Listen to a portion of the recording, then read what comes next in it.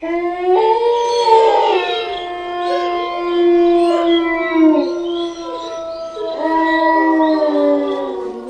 क्या हाल है आप सबका। Welcome to my channel.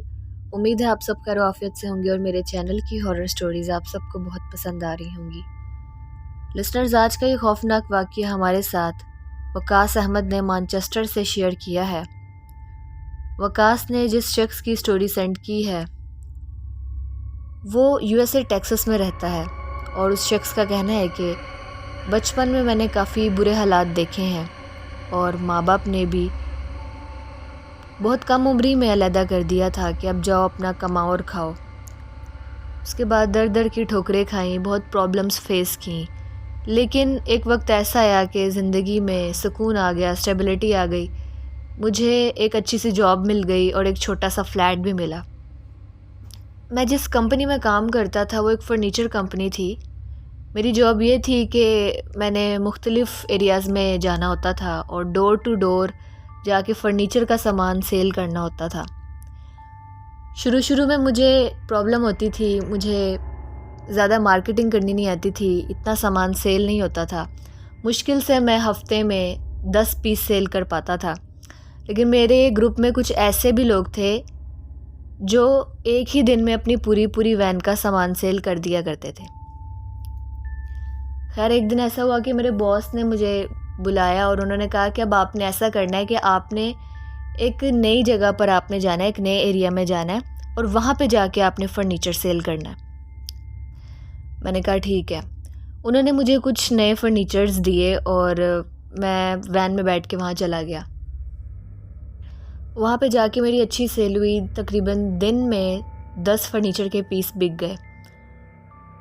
थोड़ी देर बाद मैं एक बंगलो के सामने से गुज़रा। वो काफ़ी पुराना और ख़स्ता हाल सा बंगलो लग रहा था। मैंने सोचा यहाँ से भी पूछ लेता हूँ।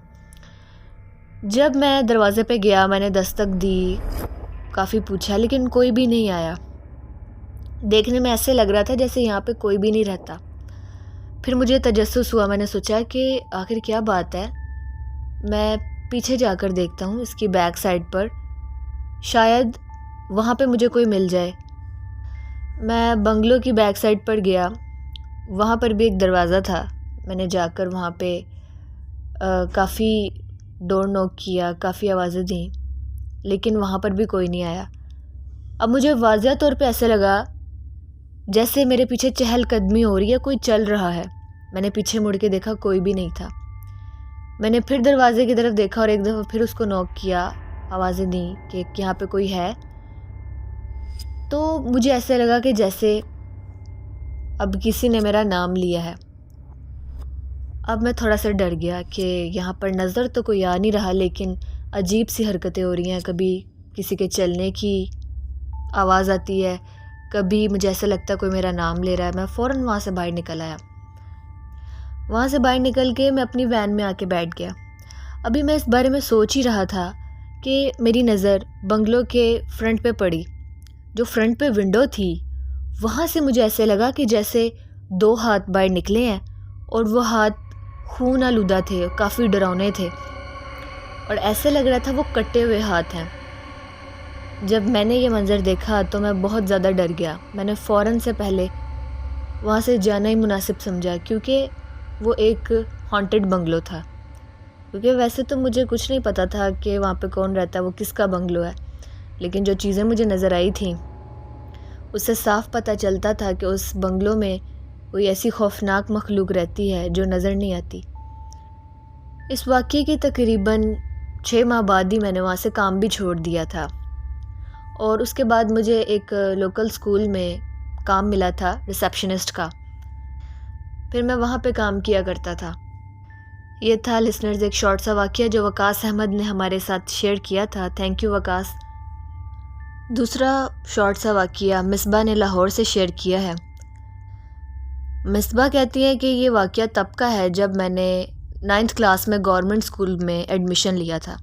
मैं शुरू से प्राइवेट स्कूल में पढ़ी थी। मुझे नहीं पता था कि गवर्नमेंट स्कूल में कैसी पढ़ाई होती है, वहाँ पे क्या कल्चर है। जब मैं वहाँ पे गई तो मुझे शुरू में तो बहुत अजीब लगता था। मुझे थोड़ा एडजस्ट होने में टाइम लगा। मैं वहाँ पे जाके किसी को नहीं बुलाती थी, मैं बिल्कुल साइड पे बैठ जाया करती थी और अपना काम करती थी और छुट्टी होने पे घर चली जाया करती थी। यही मेरी रूटीन थी। 1 हफ़्ता 2 हफ़्ता तो ऐसे रहा। फिर वहाँ की जो लड़कियाँ थी वो मुझे कहती थी कि आप हमें क्यों नहीं बुलाती हो, आप अलग-अलग क्यों रहती हो? तो मैंने कहा नहीं ऐसी कोई बात नहीं है। फिर उसमें से 2-3 लड़कियाँ थीं, उन्होंने मुझसे बातचीत करनी शुरू की। मुझे भी वो अच्छी लगने लगीं, वो काफ़ी अच्छी थीं। मैंने भी उनको दोस्त बना लिया। उनमें एक लड़की अंबर थी, वो बहुत खूबसूरत थी, उसकी बड़ी-बड़ी आँखें थीं, लंबे से बाल थे उसके। वो भी पहली दफ़ा ही गवर्नमेंट स्कूल में आई थी 9th क्लास में और मेरे आने से थोड़े दिन पहले ही वो यहाँ पे आई थी। हमारे गवर्नमेंट स्कूल में बहुत बड़े-बड़े ग्राउंड थे, वहाँ पे काफ़ी ज़्यादा दरख्त लगे हुए थे। बाज़ जगह तो ऐसी लगती थी कि ऐसा लगता था कि बिल्कुल जंगलनुमा वीरान जगह हैं। स्कूल की जो बिल्डिंग्स बनी हुई थी, बिल्डिंग्स के पीछे जाने पे भी ऐसे लगता था जैसे वो जगह बहुत वीरान है, जैसे अरसे से यहाँ पे कोई आया ही नहीं है। मेरी जब उन लड़कियों से दोस्ती हुई तो हम लोगों ने खेलना शुरू किया। हम ब्रेक टाइम में बहुत ज़्यादा खेला करते थे। अब अक्सर हम क्लासेस बंक भी किया करते थे और दूर किसी दरख्त के नीचे जाके बैठ जाया करते थे या फिर बिल्डिंग्स के पीछे चले जाया करते थे। एक दिन भी हमने इसी तरह किया कि हमने अपनी उर्दू की टीचर की क्लास बंक की और हम दूर जाकर दरख्तों के नीचे हम बैठ गए। जिसके नीचे हम बैठे थे वो एक बहुत बड़ा सा दरख्त था। हम लोग वहाँ पे बैठ के खाने पीने लग गए और बातें करने लग गए। बातें करते करते हम आपस में एक ऐसा टॉपिक हमने शुरू कर दिया जिसे जिन्नात की बातें हम लोग करने लग गए। कभी मेरी कोई दोस्त हमें कोई किस्सा सुनाती, कभी दूसरी कोई किस्सा सुनाती। जब हमने उससे पूछा अंबर से, उसने कहा कि मैं इन चीज़ों पे यकीन नहीं करती, ना ही मुझे कोई किस्सा पता है, और अगर मुझे पता भी हो कोई किस्सा तो मैं तुम लोगों को नहीं सुनाऊंगी क्योंकि मुझे इन चीज़ों में कोई इंटरेस्ट नहीं है। मेरे मुताबिक ये चीज़ें नहीं होती हैं, लोग यूं ही वहम करते हैं, एक दूसरे को डराते हैं। अगर ऐसी कोई चीज़ें हैं तो मेरे सामने, अगर कोई जिन है मेरे सामने आए, कोई चुड़ैल है मेरे सामने आए, तब मैं यकीन करूँगी। तो वो इस तरह की ना बहुत अजीब सी बातें वो करने लग गई। हमने उसे मना किया कि तुम कैसी बातें कर रही हो, ऐसी बातें ना करो, क्योंकि कुरान शरीफ में भी जिन्नात का जिक्र है, तो तुम कैसी बातें कर रही हो, तुम मुसलमान ही हो ना। तो उसने कहा हाँ चलो ठीक है, अगर है तो फिर कभी नज़र क्यों नहीं आया, कभी ना कभी तो इंसान को नज़र आना ही चाहिए ना। तो मैं भी चाहती हूँ कि मैं पहले इन चीज़ों को देखूँ। तो बहरहाल वो इस तरह की बातें करने लग पड़ी, हम सब चुप हो गए। फिर हमने दोबारा जिन्नात की कोई बात ही नहीं की, हम इधर उधर की बातें करने लग पड़े। अब थोड़ी देर ही गुजरी थी कि हमने नोटिस किया कि हम लोग आपस में बातें कर रहे हैं मगर अंबर चुप करके बैठी हुई है और बिल्कुल सर झुकाकर एक तरफ देख रही है, और जो उसके हाथ में खाना था उसको उसने ज़ोर से पकड़ा हुआ है, उसमें नाखून अपने घुसाए हुए हैं और बैठकर अपनी जगह पे हल्का हल्का हिल रही है। देख एक जगह पे रही थी, यानी कि उसका मुंह हमारी तरफ नहीं था। मैंने उसे आवाज़ दे के कहा कि अंबर क्या हुआ है तुम्हें, तुम्हारी तबीयत ठीक है? तो उसने मेरी तरफ नहीं देखा। फिर मैंने उसका मुंह पकड़ के अपनी तरफ किया कि अंबर क्या हुआ, जवाब क्यों नहीं दे रही? तो मैंने देखा उसकी आंखें लाल सुर्ख हुई थी और वो ज़ोर ज़ोर से अपने दांतों से दांत बजा रही थी। फिर अचानक से जब मैंने ये देखा तो मैंने उसका चेहरा छोड़ दिया, तो हाथ पीछे कर लिया। वो अब अजीब सी हरकतें करने लग पड़ी। अब वो मुझे और बाकी लड़कियों को बारी बारी देख के हंसती थी अजीब अंदाज में। फिर उसने क्या किया, उसने अपनी पोनी खोल दी। उसके माशाल्लाह काफ़ी लंबे बाल थे। उसने अपनी पोनी खोल कर वो उसके सारे बाल बिखर गए और अब वो ज़ोर ज़ोर से सर हिलाने लग गई और पता नहीं वो किस ज़ुबान में क्या कह रही थी। जब हमने ये मंज़र देखा ना तो हम वहाँ से उठ के भाग गए। हम वहाँ से भाग के आए, हमने अपनी टीचर को बताया कि आप चल के देखें, अंबर को पता नहीं क्या हो गया, हम हमारे साथ बैठी हुई थी, अचानक से वो इस तरह की हरकतें करने लग पड़ी है।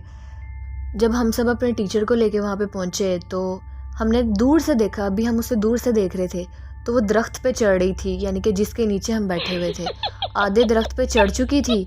और जैसे ही टीचर ने उसको आवाज़ दी, अंबर ये क्या कर रही हो, नीचे उतरो, तो उसने टीचर की तरफ देखा गुस्से से और वो एकदम से बेहोश हुई नीचे गिर गई। हम सब उसके पास गए, उसे उठाया, स्टाफ रूम में लेके आए, उसके घर वालों को कॉल की। टीचर भी बहुत हैरान थी। टीचर ने पूछा कि इसको क्या हुआ है। हमने उनको बताया कि ऐसे हम बैठे थे वहाँ पे, ऐसे हम बातें कर रहे थे, अचानक से इसकी तबीयत ख़राब हो गई, इसने ये सब हरकतें करना शुरू कर दी। टीचर समझ गई मामला कुछ और है। उन्होंने घर वालों को बुलाया, उनको बताया कि आप इसको यहाँ से ले जाएं फ़िलहाल, जब इसकी तबीयत ठीक होगी तो फिर आप इसको लेके आना, और एक दफ़ा आप इसको दम दरूद भी करवा दें, किसी को दिखा दें कि इसको क्या मसला हुआ था। उसके बाद हमने अंबर को उसी दिन स्कूल में देखा था। उसके बाद वो महीना 2 महीना नहीं आई। हमें सुनने में यही मिलता था कि उसको दौरे पड़ते हैं, उस पर किसी चीज़ की हाज़िरी होती है, तो उसके माँ बाप जो हैं उसका रूहानी इलाज करवा रहे हैं। फिर ये हुआ कि उनको इत्तफाक से ही उनको एक अच्छे बुज़ुर्ग मिल गए। वहाँ से उन्होंने जब उसका इलाज करवाया तो वो फिर बेहतर हो गई थी, शफ़ायाब हो गई थी। फिर जब वो मुकम्मल तौर पे ठीक हो गई तो स्कूल आती थी, मगर उस तरफ नहीं जाती थी, उन दरख्तों वाली साइड पर नहीं जाती थी, हमें भी मना करती थी। और हमने उससे पूछा कि तुम्हें क्या हुआ था बैठे बिठाए, तो उसने बताया कि जब मैं तुम लोगों से बातें कर रही थी तो मैंने एक तरफ देखा, मुझे ऐसा लगा कि एक तरफ बिल्कुल कोई काले रंग की चीज़ बैठी हुई है। उसने बड़ी सी चादर ली हुई है, चादरनुमा उसने कुछ पहना हुआ था। तो मैंने उसकी तरफ देखा कि ये कौन है यहाँ पर, मतलब अचानक से यहाँ पे कौन आके बैठ गया। तो जब मैंने उसकी तरफ गौर से देखना शुरू किया, वो जो भी काली सी चीज़ थी उसने अपना सर उठाया और वो मेरी तरफ देखने लग गई गौर से। और फिर थोड़ी देर बाद मुझे ऐसे लगा कि जैसे मेरा सर भारी हो रहा है, और मुझे ऐसा लगा जैसे कोई चीज़ मेरे कंधों पे आके बैठ गई है। उसके बाद मुझे होश नहीं थी। तो हमने उससे कहा कि तुम उस दिन वो बातें कर रही थी ना कि तुम्हें कुछ नज़र आएगा तो तुम यकीन करोगी, लगता है इसी वजह से तुम्हारे साथ ऐसे हुआ। तो बहुत रोती थी, फिर माफ़ियाँ मांगती थी कि मैंने उस दिन कैसी कैसी बातें की हैं, मुझे नहीं करनी चाहिए थी।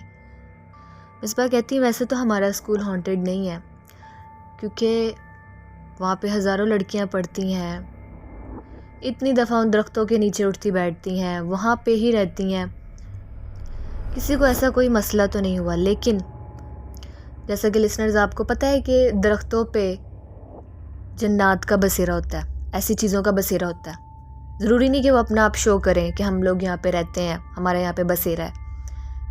हाँ, लेकिन क्या पता कोई ऐसा मखसूस वक्त होता है जिस वक्त वो अपना आप ज़ाहिर कर दें, या अगर हम इंसान उनको गलती से नुकसान पहुँचा दें, हमें ना पता हो कि यहाँ पे उनका बसेरा है, या उनके बारे में कोई ऐसी उल्टी सीधी बात कर दे जो उनको बुरी लग जाए, तब हो सकता है कि वो अपना आप ज़ाहिर करें, अपना साया हम पे कर दें। अंबर के शाम होते ही कंधों पे दबाव आने लग पड़ता था, अक्सर उसे ऐसा होता था, वो हमें बताया करती थी। बहरहाल अब वो बिल्कुल ठीक है। उस चीज़ ने अंबर का पीछा अब मुकम्मल तौर पे छोड़ दिया है। बहरहाल लिसनर्स, ये था वो एक शॉर्ट सा वाक़या जो मिसबा ने हमारे साथ शेयर किया। आप लोगों को कैसा लगा है कमेंट सेक्शन में लाजमी अपनी राय का इजहार करें, कमेंट्स लाजमी किया करें।